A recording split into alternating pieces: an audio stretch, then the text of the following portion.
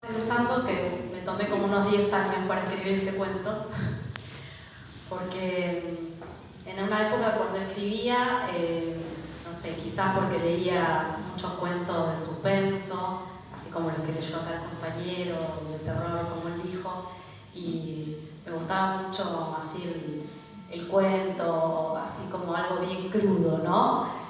Y en un momento pensé que no iba a poder dejar de escribir ese tipo de cosas, aunque bueno, todavía escribo algunas fatalidades. Y claro, cuando empezó la época en que fui mamá, en que tuve mis hijos, en estos últimos años donde también soy docente y trabajo con muchos adolescentes, bueno, estoy bastante inclinada a eso. Por eso digo, este cuento, ahora quizás van a darse cuenta, me tomó como 10 años y lo terminé hace poquito. Se llama El lector apasionado. Apenas había comenzado a caminar y ya recorría las páginas de los libros con un interés inusual para su edad.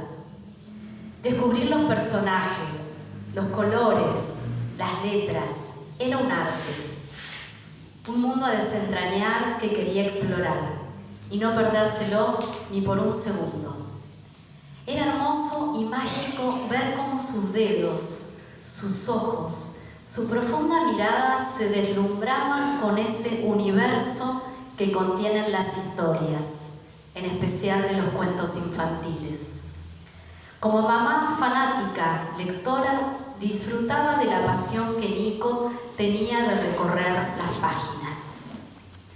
Con seguridad, decía, un día de sol, la tortuga salió de su casa con su sombrilla.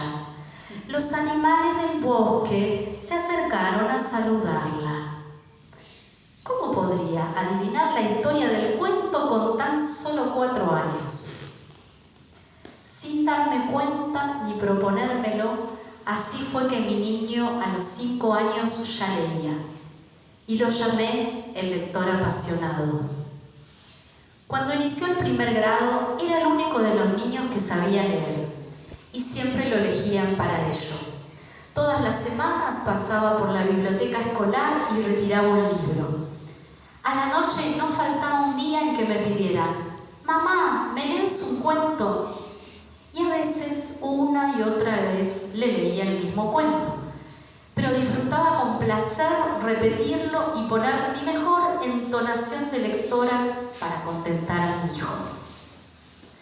Pasó el tiempo y, como toda pasión, se apaga, se desvanece y a veces se muere. Las letras ya no eran tan amigas, los colores no iluminaban su vida, los dibujos no llamaban su atención y las historias se alteraron. Hansel y Gretel padecieron en manos de la bruja. El soldadito de plomo se ahogó y a Caperucita se la comió el lobo. ¡Qué tristeza! ¡Qué decepción!, pensé. Obviamente algo más lo capturó. Sigilosamente fue atrayendo su atención, esperando agazapado hasta que diéramos el sí y le regaláramos al monstruo llamado celular. Después la tablet, la PC. Varios nombres para anidar al mismo ser, insensible, insaciable e implacable. Una lucha desigual con los pobres libros que fueron quedando desechados en un estante quieto e imperturbable. Y un día le dije: «¿Vamos a comprar un libro? ¿Vamos a la feria del libro?». «No, me aburre». «Dale, vamos». Y fui tan insistente que aceptó. Al principio a desgana, pero mientras recorrimos los pasillos y veíamos los niños en los diferentes stands, sé que la memoria emotiva le vino a su ser. «A ver», dijo. Y ahí estaba el libro de los libros, con esa ilustración que atrae toda atención, esa imagen angelical y etérea del Principito. Y le dije: «¿Te gustaría que te lo regale?». Lo tomó en sus manos y volví a sentir la misma sensación de cuando era pequeño. Ese interés, ese contacto y empatía por el objeto. y se lo compré. Y comenzó a contarme que había leído una nota periodística en internet que decía que es el libro más leído de la historia, de la cantidad de traducciones que tenía, que su original había sido encontrado en una bolsa de papel sobre la biografía de Saint-Exupéry, etcétera, etcétera. Y no pude creer cómo mi hijo se había convertido en un experto sobre el Principito. Entonces pensé, no es tan malo ese aparatito después de todo.